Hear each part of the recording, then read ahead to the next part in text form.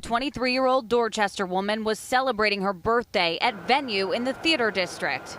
Early Sunday morning, she was seen on surveillance video leaving. That's her on the right. And overnight, police released this video of a man they say they want to speak with. They say he was seen with Correira after she left, later getting into a red Nissan Altima with the man near Tremont and Harold Streets.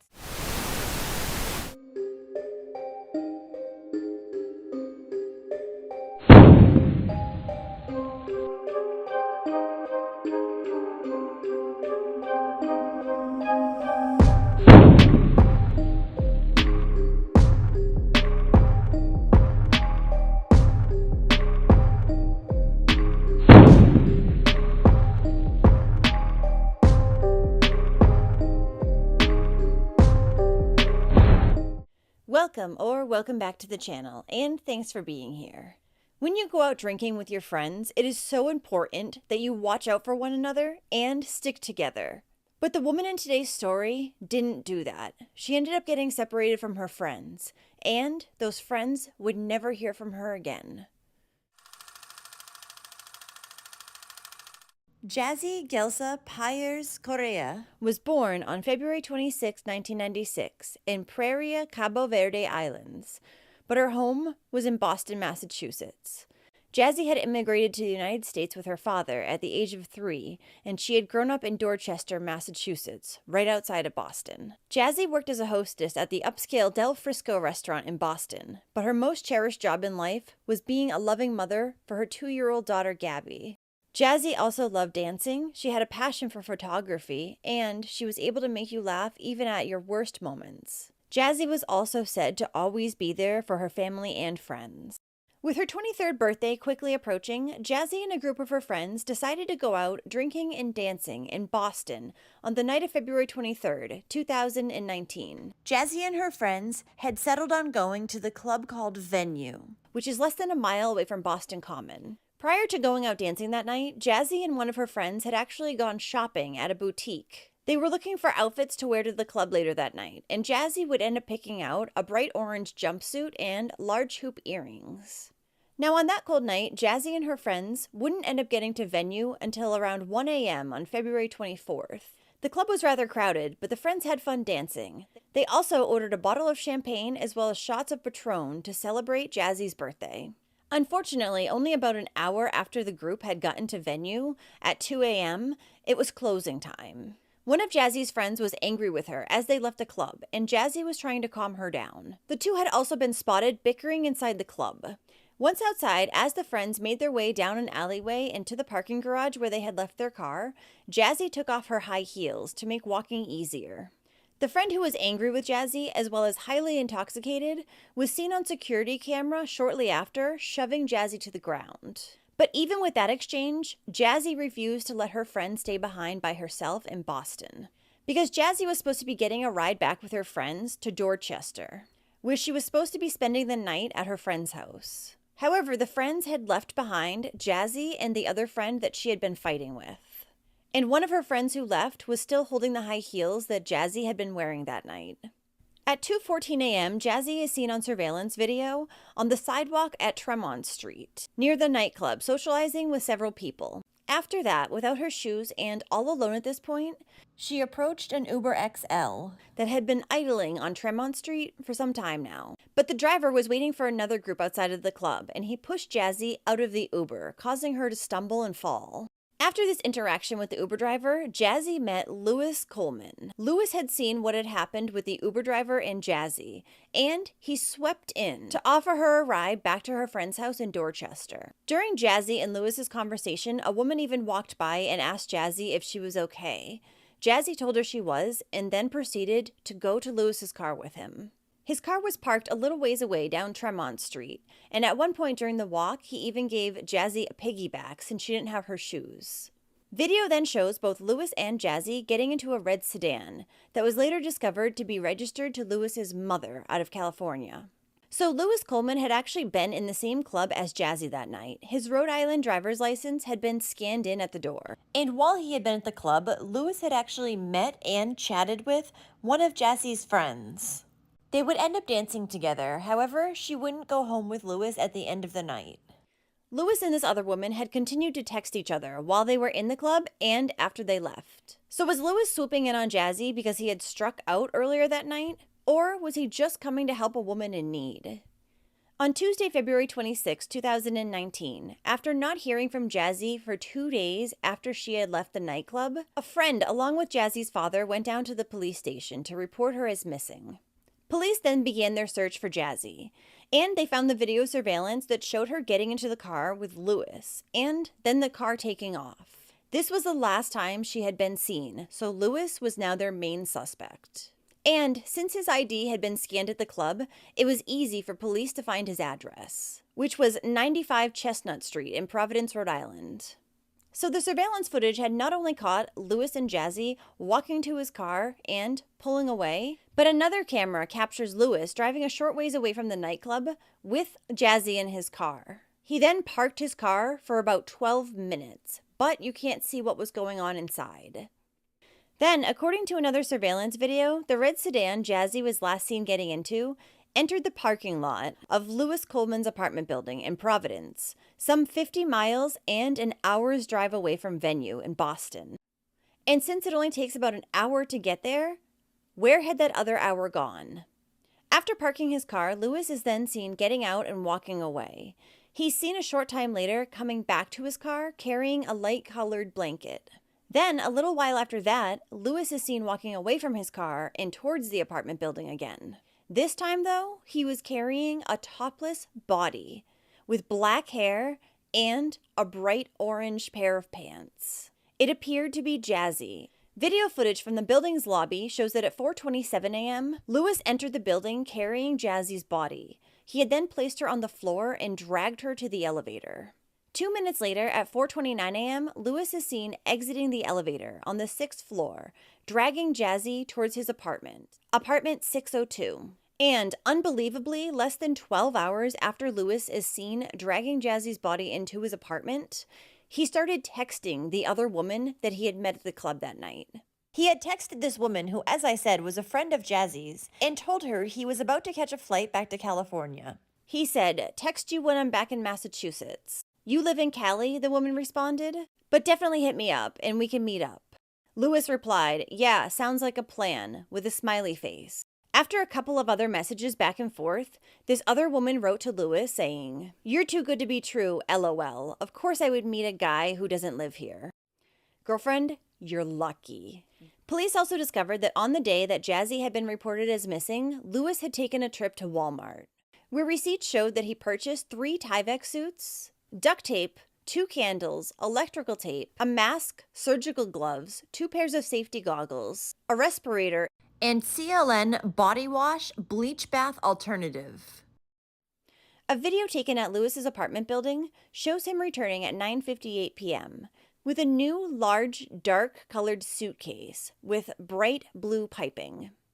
Hours after the suitcase was brought into the building, Lewis is then again seen on security footage wheeling it back out. He brought the suitcase down to his car and struggled as he tried to get it inside the trunk due to its weight. After he put this in his car, Lewis was then again seen on surveillance footage several times entering and exiting the apartment building. He had been carrying cardboard boxes, trash bags, a bottle of bleach, a computer tower, a black laptop case, and a small duffel bag. Once police saw the security footage, they obtained a search warrant for Lewis's apartment. There they found 2 respirator masks, among other items. And they noticed that the cover to one of his 4 cushions on his sofa was missing.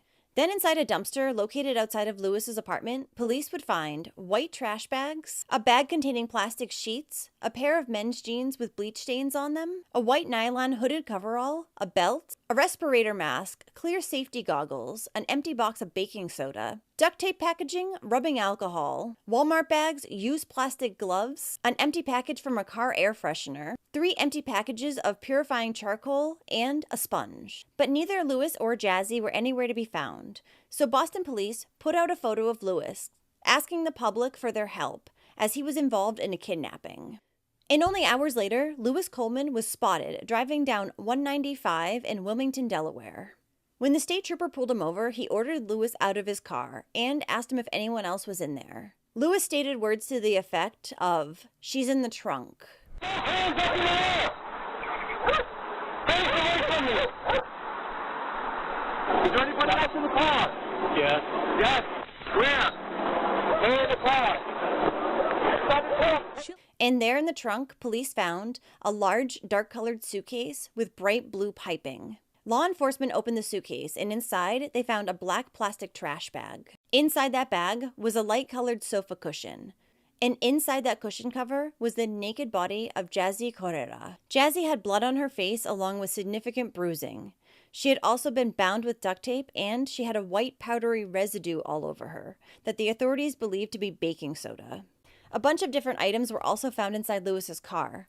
Police recovered a duffel bag, a pair of new long-handled loppers, plastic garbage bags, clothing, a red plastic gas container, a green butane lighter, black gloves, charcoal air purifiers, air fresheners, tinted safety glasses, plastic Walmart bags, work towels, cloth work gloves, a new set of DeWalt pliers, a laptop, a computer hard drive tower, and disinfectant wipes. The windshield of the red sedan that Lewis had been driving had also been cracked in 2 places, on the passenger side.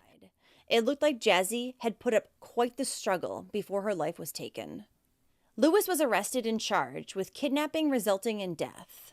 The odd thing is, Lewis had never been convicted of any crimes. In fact, he had no criminal record up to this point. He also had a master's degree in experimental physics and worked at Raytheon at the time. Lewis Coleman's cousin tells us he grew up with them and says he comes from a good family and has a master's degree in physics. Telling WBZ he has no idea how anything like this could have happened. Growing up, I mean, he was always that cousin that everyone wanted to be like. You know, he had all the games, had all the toys. You know, he grew up in a nice house. I have no idea what could have got him in this situation. Nothing ever really, like, stood out as something like, oh, you might want to, like, check in on him or keep your eye on him. Like, he was a good, honest guy as far as I knew. I mean, clearly he wasn't telling the truth to everybody. I don't even think he was arrested before. As soon as I saw that information, like, you know, like, you feel bad that it's happening to your family, but as for him, it's like, I don't really feel too bad. You know, I feel sorry for the girl, her family, my own family, you know, his parents. When he was arrested, Lewis Coleman was discovered to have a large Band-Aid on the right side of his face, and when he was asked about it, he told the police trooper it was from the girl. He would later think better about this statement, though, and start to claim instead that it was actually just a cut from shaving. Kinda too late. Can't really take that back. It was determined that Jazzy had died from a combination of blunt force trauma and strangulation. During her autopsy, the medical examiner also found Lewis's DNA inside her vagina, rectum, and under her fingernails. Then when investigators did a review of Lewis's internet activity, they found even more evidence against him. He had searched on Google for how to pull a tooth that's not loose, can a person fit inside a suitcase, buy dumpster, oil barrel, how to clean for embalming, turkey baster, and Target sanitizing bleach. Lewis Coleman's trial began in November of 2022 at federal court in Boston. The defense claimed that not only had Jazzy gotten into their client's car voluntarily, but they also said that what had happened in the car that night was not planned. And they also claimed that Lewis did not initiate it. His attorney also reiterated that his client was not guilty of kidnapping, and told the jurors that they should focus on that charge as he wasn't facing any others.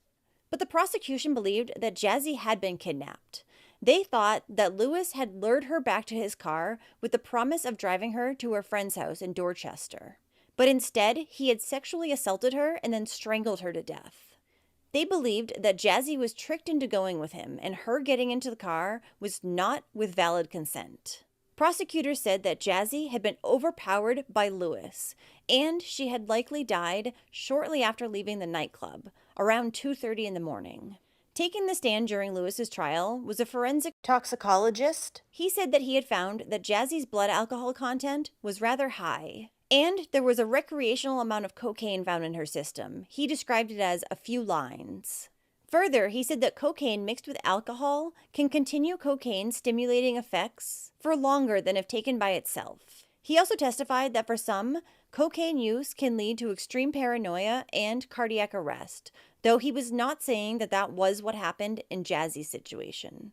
Among the defense team's claims was that a consensual sexual encounter between Jazzy and Lewis had turned violent, and that Jazzy, who had been using alcohol and cocaine, was seen acting very aggressive that night. So they were trying to say that she was the aggressor. The jury saw through, though, and on June 1st, 2022, 36-year-old Lewis Coleman was found guilty, and he was sentenced to life in prison. Life in prison. Life in prison. What do you think about that? Well, that's gonna save a lot of women. A lot is gonna, if you have in your mind to do it to another person, it's gonna save a lot of them. Everybody's gonna be comfortable because, let him out in the street again.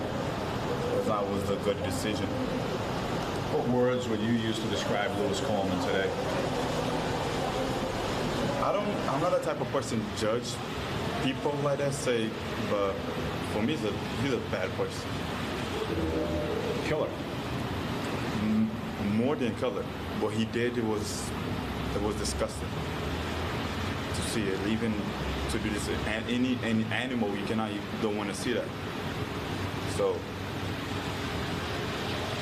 for me, Lewis Coleman is more than a killer. Is this a sad day for you, a happy day for you? What is today?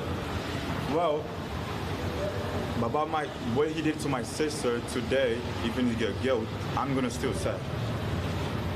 At least I'm a little bit happy for what he did. For what he did, I'm not gonna be happy anymore. I'm gonna think about my sister like every day because the one sister I got. So yes, I'm happy a little bit because I was waiting for that justice. So we're just gonna wait. And the fact that your sister just went for a night out on the town and this is how her life ended, you say what? Because about that, I don't really want to talk about it. It just come back again in my mind, so. But I know I asked you before, you wanted to be here, you wanted to see justice. Was justice served today? Yes, I really want. I was there yesterday and today just to hear and say his guilt. Because I know, and we know his guilt. All the proven evidence, we know it was guilt. And for him to say that it was some other story, concoct some tale that it was her at fault? It doesn't make no sense. Because if he didn't want intention to do it, soon he saw the police officer, he can just go there look, I have someone in the car, we find something happened, and he can just look, it was by accident, try to defend myself, stuff like that. But saw the two police officers on the way and back off all the way in the street and drove back, buy all this type of stuff. He know what he was doing. So for him to concoct some story and pretend does not gonna change my mind at all. When you heard that verdict, can you take us back to that moment? What was your reaction and your family's reaction in court when you saw you cheer? Well, we just stand up and screaming because we were waiting for that. It was take too long and we were scared. Because all the stuff the defense was saying about my sister, so we can just feel kind of sad. So soon they say his guilt, we all stand up and scream for the win of justice. That feels good. So much better now. At least we know that's not gonna happen to another family. At least if there's anyone else like him in the street. In the life sentence, your reaction to him being sentenced to life in prison when it happens? Well, for me, just to hear his guilt, I know the rest, the government, the court is gonna take care of. So I'm just worried who he was guilty. That's enough for me. Whatever's gonna get in the prison, I know it's gonna get good. And if you could look at Lewis Coleman in the face, you'd say what? I would ask why, when he saw the two police officers, when he know he have the dead body in the car, why he didn't get out of the car and tell the police, and it was ended up like that. So for me, I would just ask why he did it. If his intention just for sex, whatever he wanted to do it for him, Why after he did and just let her go? Why? Is it hard to hold back is it hard to hold back and not say what you really want to say about Louis Coleman today? Yes, it's hard. No, but you know, we got adjusted, but it's not gonna bring my sister back. We can't do anything about it. In February 2024, Louis Coleman submitted an appeal, saying that while he had never contested that he was responsible for Jazzy's death, he wasn't charged with homicide, and the government's kidnapping case was not strong and it was largely circumstantial. Jassy Correira's father sat in court every single day, and following Louis's conviction, he said that he and the rest of Jazzy's family are thankful the jury gave them justice, but they will never stop missing Jazzy. A funeral service was held for Jassy Correira on Saturday, March 9, 2019, at St. Peter Parish in Dorchester. A private burial followed at New Calvary Cemetery in Boston. Jazzy had been drinking a lot that night, as well as using cocaine, so she was definitely not thinking clearly when she accepted that ride from Louis. And I wonder what Louis's motive for the crime was. He had never gotten in trouble before, so did he just snap and make a terrible decision due to his drinking? Or had he been doing bad things to women for some time now, but didn't get caught until it went too far?